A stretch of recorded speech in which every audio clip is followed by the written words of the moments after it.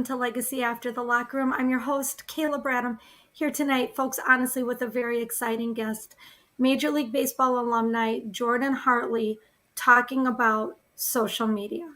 Jordan, welcome to the show. Kayla, thanks for having me. Absolutely. And I want to go into like this whole social media thing because we're having debates in my house, like who's using Discord, who's using Twitch, who's using Facebook.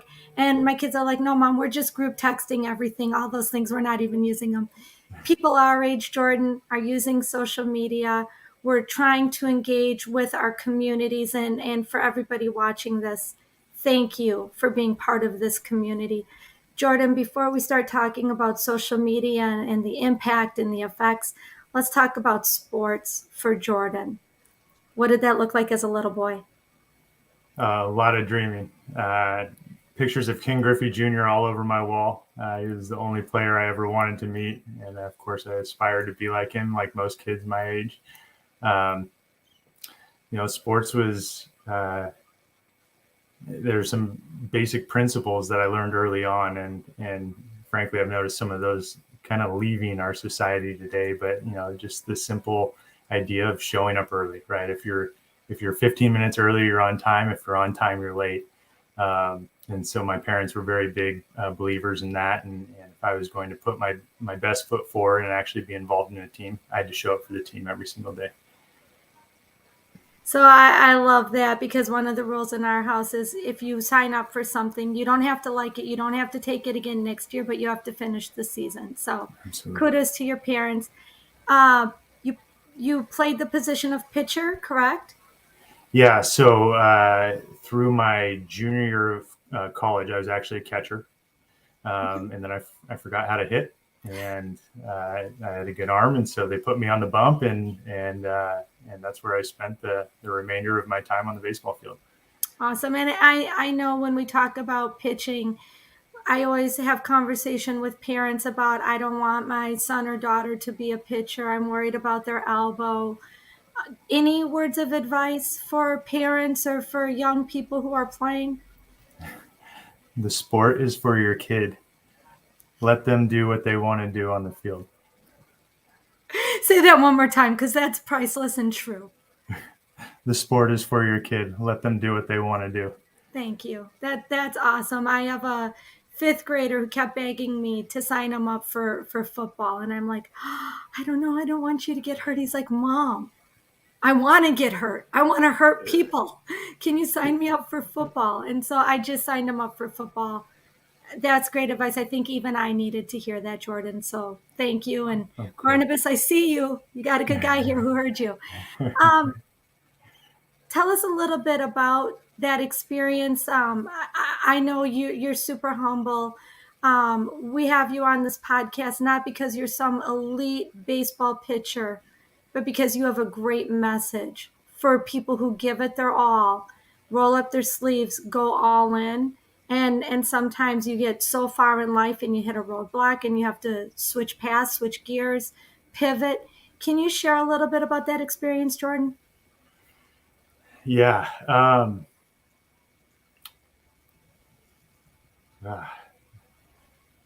think first and foremost, I listened to my heart. I didn't make it all the way to the top. I was able to enjoy a professional career, and I told myself, hey, you know what? I'm going to give it my all.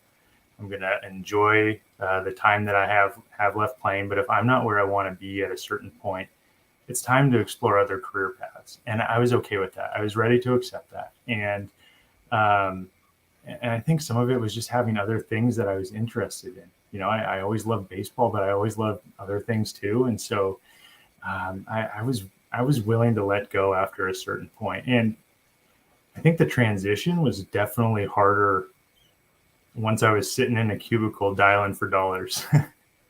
Yeah. It's a very, very tough reality to go from doing something that you absolutely love to putting on a cheap suit and tie and picking up the phone. It's definitely a cold dose of reality, but it was one I was ready to make, and frankly, it was the right decision. It's why I am where I am now.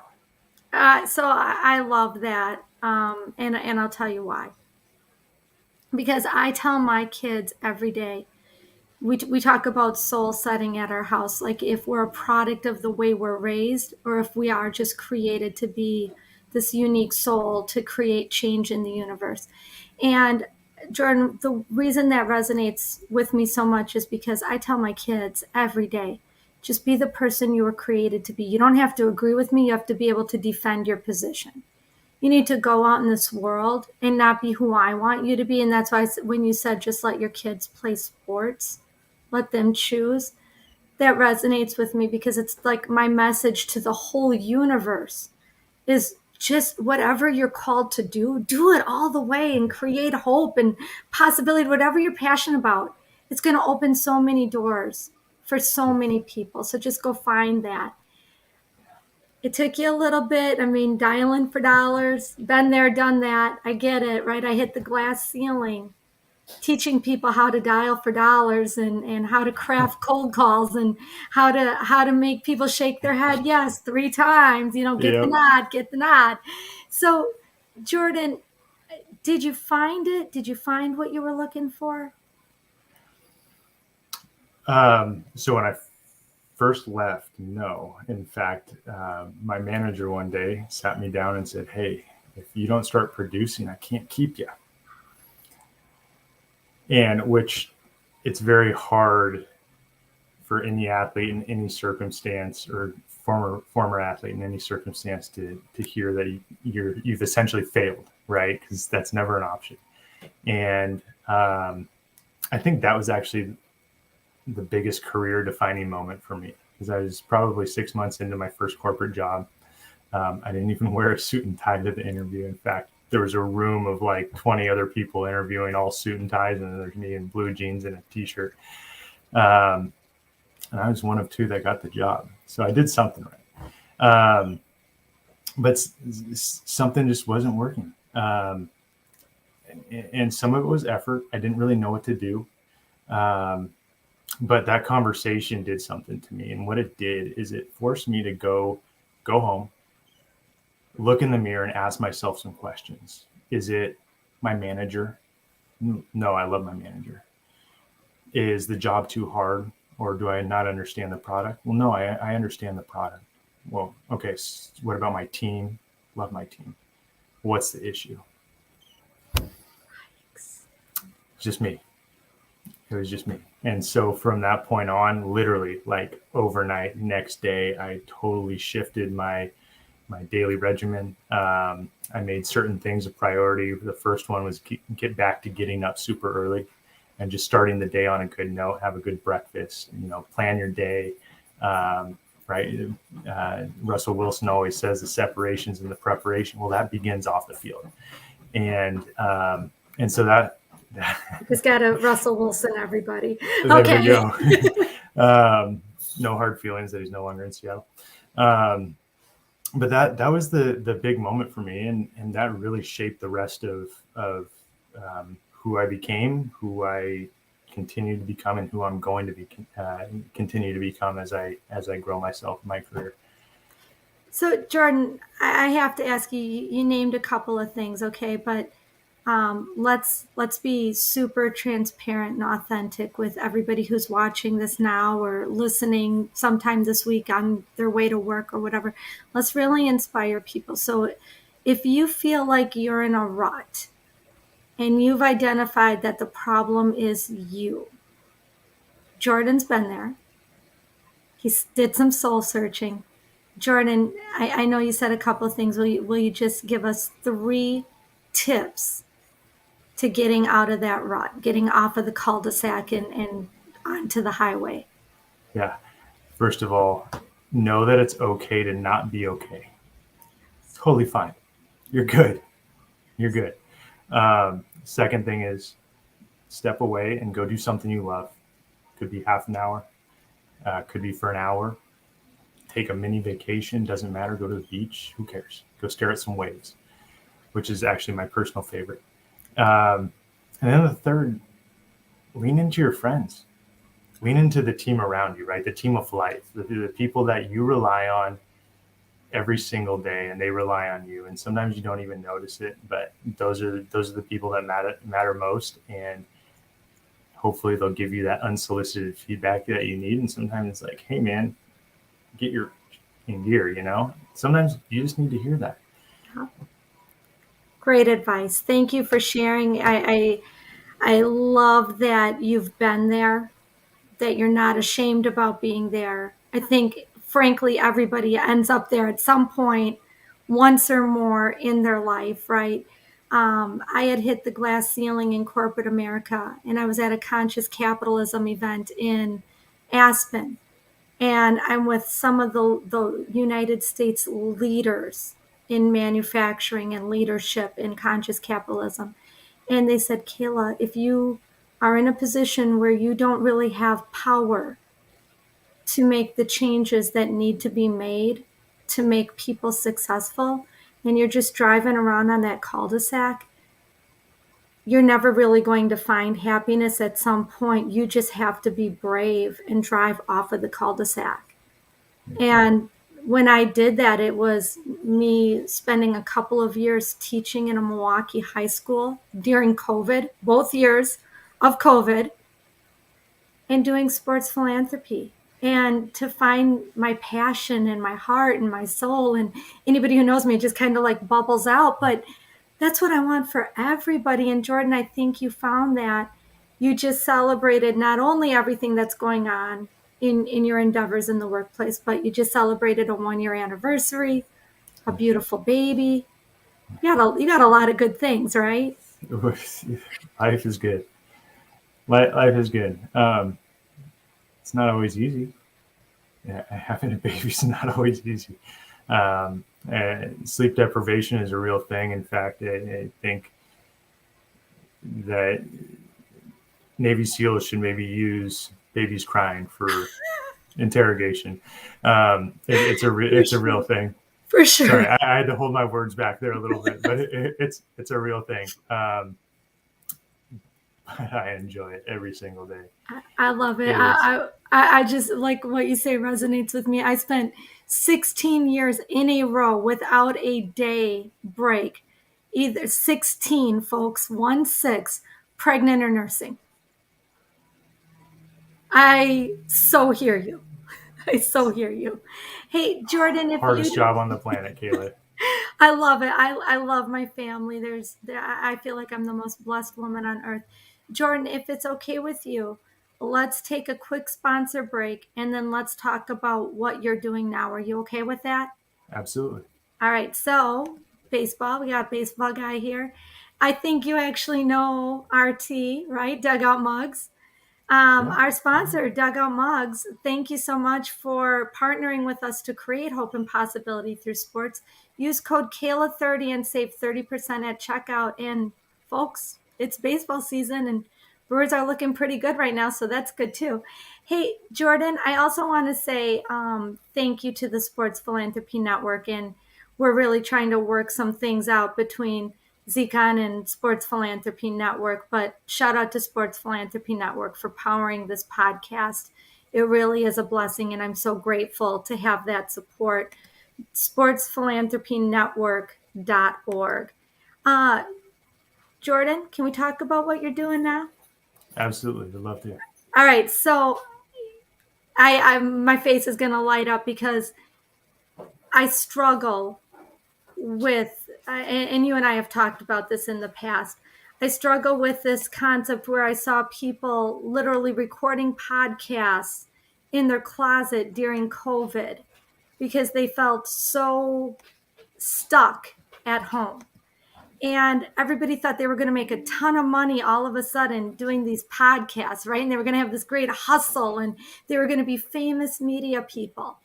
And my message is always, and kids, especially if you're listening, don't worry about being an influencer.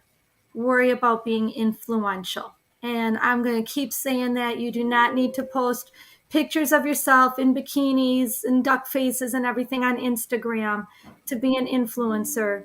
Go be an influential person. That's my message. Jordan, you and your team have found a way to sort of create this fan engagement, this interaction, this whole social media ability to do things like live stream, just like we're doing right now. Tell us a little bit about your startup. Yeah, so we've actually been around for a couple of years. During the pandemic, we had our CEO had a big eye-opening moment, a personal life event that really caused him to shift.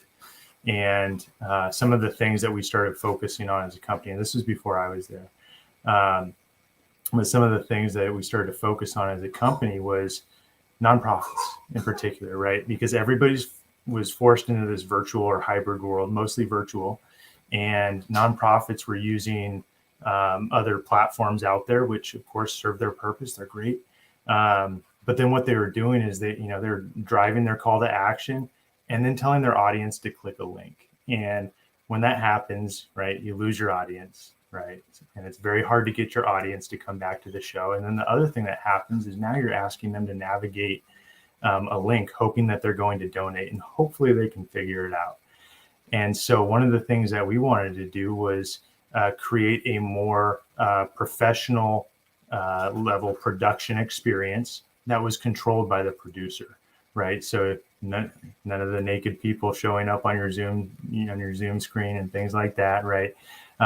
We wanted a controlled production environment that actually enabled some engagement, but with that engagement, we actually wanted engagement to happen on the screen. And so we started with a donate widget, where it's literally a clickable button right on the screen, and the entire donation process actually happens right on the screen. So that's where we started. That's really been kind of our bread and butter. But since that time, we've continued to morph and develop into something that we think is pretty sweet. And there's of course more to come. But one of the things we were really tapping into is being able to leverage your social media audience. You've already built that audience, right? You have your followers, so you might as well use them, and you might as well bring them into your own controlled environment. That's number one. The second thing is, let's convert. Let's find a way to convert that audience. And how do we do that? Well, you could prompt them to go type in a link or open up a new page, or you could prompt them to convert right on the screen. It's best to convert people in the heat of the moment, right? So by a clickable image, we call it a hypergraphic. We enable our audience to do that. And then the third thing is engagement. If you're bringing people in from social media and they're coming onto our platform, you now have your social media audience. You have their data, right? So you can better market to them in the future. And so we use the term own your own social media audience. And so in a sense, we're providing better data, and we're giving people an opportunity to actually own their social media audience instead of just building the audience that the social media companies then monetize. So in a way, we're democratizing social media data and making it available to everybody.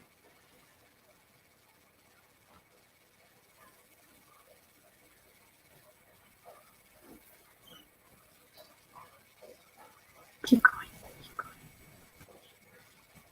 There we go. My mic was not unmuting, Jordan. There's something else that you guys have the capability to do that I'm super fond of. Coming out of this whole COVID era, I'm 49. So people my age are like saying, I'm taking care of my mom or my dad. One of my friends has cancer. Kayla, honestly, I'm just still super, super cautious. I need to make sure that I don't get people sick. That responsibility is on me. So honestly, I see you travel all around the country, and I'm blessed. I have the greatest job in the world, right? Like you see me and I'm just bop, bop, bop. But I have friends who aren't. And it's a very conscious decision to stay put, to stay healthy. So as we're talking about conferences and conventions and gatherings, Roy and I have been talking about doing the next Sports Philanthropy World. At our last Sports Philanthropy World, we had over 70 countries represented. Now, I don't know, coming out of COVID and the air flight cancellations, the price of gas, the crazy price of hotels, everything is skyrocketing. having an in-person conference might not be the best option for some of our attendees, right?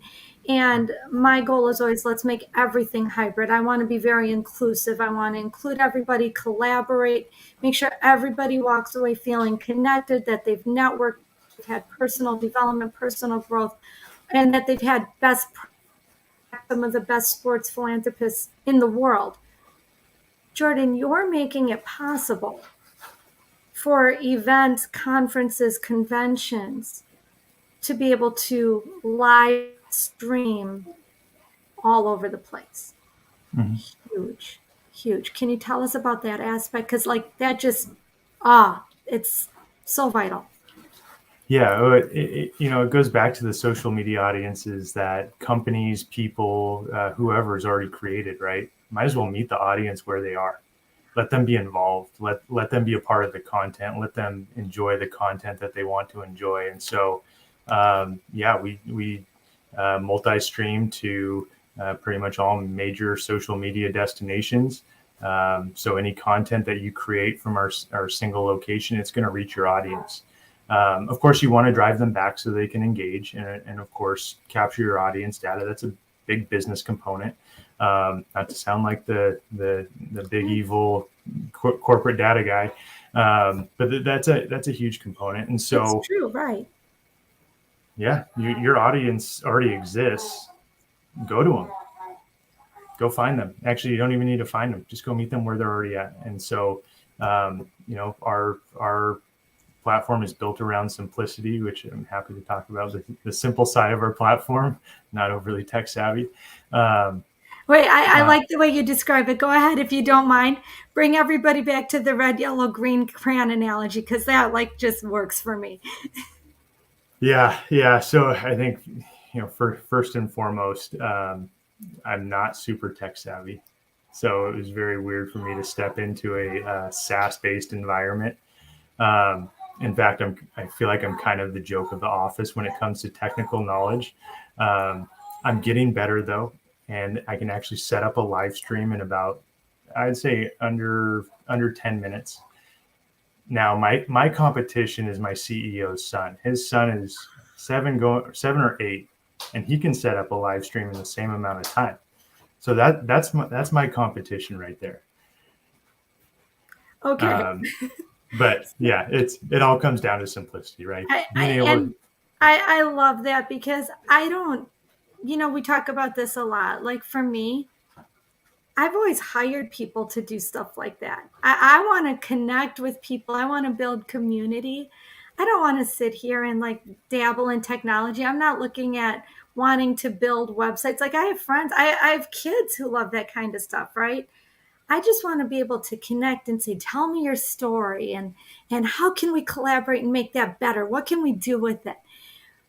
If you're teaching me how to use a new product, number one, I'm dyslexic. Number two, I'm ADD, ADHD. Number three, I don't even like it that much. I just want to, like, get me on so we can talk about these great things, right? Jordan, that's why I think what you guys have is so important, and that it is simplistic. And one other thing that I think is super important, in a world where engagement counts, in a world where you're trying to get an important message, whether it's your product, your service, your nonprofit, your passion, your charity, last week's greatest recipe, whatever it is, right? No shame, whatever it is, how do you get it to as many people as possible? And I know, like, you can record something on a platform and you can play back your recording. You can live stream something on a platform and it might go out to 2 or 3 different platforms. I'm being very careful not to use any names or brands or disparage anybody. But Jordan, what is Zcon capable of doing? How many platforms? Right now, it's 5 destinations, and I know, and those destinations, it could be, 5 Facebooks, 3 LinkedIns, and 2 Facebooks, or one of each, up to 5. But come September, we're going to have several other destinations or I guess more slots to go out to stream out to multiple destinations, even more than 5. Sorry. So, no, it's okay. But so, folks, just wrap yourself around that, right? Like if you have a personal Facebook page and a business Facebook page, and a personal LinkedIn and a business LinkedIn, and an Instagram and a TikTok and a Twitter. And I'll just use those common ones, right? We won't go to Discord, Twitch, whatever. Let's just take the basics. Imagine how quickly you can disseminate that information simultaneously. So like for me, if I'm scrolling, I'm on Instagram, then I'm on Facebook, then I'm on TikTok, then I'm on Twitter, and I'm just kind of going back and forth in circles because I get bored too easily, just like everybody else who consumes social media, right? It's got to be really fast and really engaging. So if you're just live streaming to all these platforms, you're going to be seen. And if you're seen, Lord willing, you're going to be heard. And if you're going to be heard and you have an important message, then Lord willing, there's going to be change. That's the goal. That's the goal. So, Jordan, I love it. Let's just make sure we tackle something important here. I think there's going to be a lot of people who are driving to work and they have this passion podcast, or they see how it could help them and they're an entrepreneur, bootstrap, super successful, and they say, wow, we should be doing this at work, or I should be doing this in my startup. I've wanted to have a podcast. I think this is it. Number one, I'm going to suggest that you connect with Jordan on LinkedIn, Jordan Hartley. If you're listening to the podcast and you're not watching it, Hartley, Hartley, Jordan Hartley on LinkedIn. That's a good place to find you, right, Jordan? Absolutely. Okay. The other thing is just going to Zecon's website and just checking them out. Like, what is it? And Jordan, I want to be clear. When I heard about Zecon, I was like, oh man, they've got to be really, really expensive, because I know what we pay for our what Sports Philanthropy Network I don't pay for, what Sports Philanthropy Network pays to power my podcast, right? So at first glance, it's like, well, I don't know. I don't have any sponsors for my show. Everything I do is going to be out of my pocket. I'm going to have to pay for this. So people may be like, I don't know, I'd like to use Econ, but they're probably overpriced. Can you give people an idea where you compare to other platforms? Yeah. So thanks for the loaded question there. I know. I'm really good at that. I get paid a lot of money to give loaded questions. So actually on our website, there's some consumer model pricing on there, very standard, month to month. Use it as you will. That's kind of the first piece. And then at the enterprise level, of course, that's a little bit different, right? Because it's going to be on a case-by-case basis. The Amazons, Googles, Microsofts of the world all need something a little bit different. So, of course, when they ask for it, you try to bend over backwards to accommodate them. So, of course, at that level, it's a little bit different. But, I think as far as cost goes, I see it as a very affordable and very practical business tool, and especially if you're a small business, or I'm in the sports vertical, if it's even a minor league baseball team, right? It's such an impactful play that you can make for your business, and frankly, it's less than the cost of a lot of your other services. And that's not to say that we're a cheap service. Our tool is very robust. It's a very shiny engine, and we put a lot of effort into it. But as far as a business expense goes, it's not going to break the bank, right? It's really up to you on how you want to use it, and really it comes down to usage. Use it a little, and it's not that expensive. More. Yeah. If you folks, in my personal and professional opinion in the media space, truly, if you're looking for a platform, I'd be reaching out to Jordan. And Jordan, you're not paying me to say this. No, nobody's paying me to say this. But maybe I should. You're doing such a good job for me. Jordan, this is a great idea. Maybe you should pay me.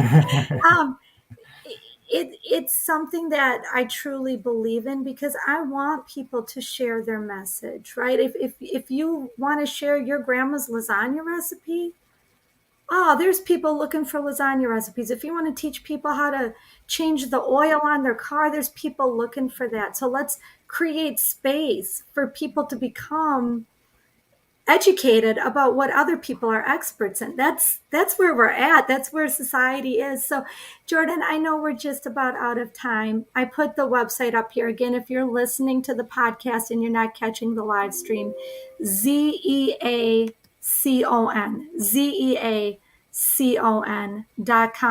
Jordan, I ask every guest on Legacy After the Locker Room to partner with me for my charity of choice, which is Special Olympics. Can we count on you for an autograph donation? 100%. I love Special Olympics. Thank you. I love that. Thank you. Again, guys, find Jordan on LinkedIn, Jordan Hartley.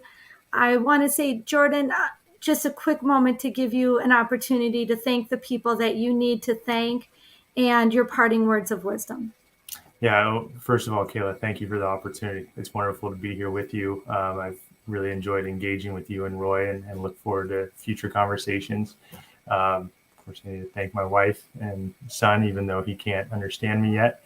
And then, of course, my CEO and my company, right? They're the people that I rely on every single day.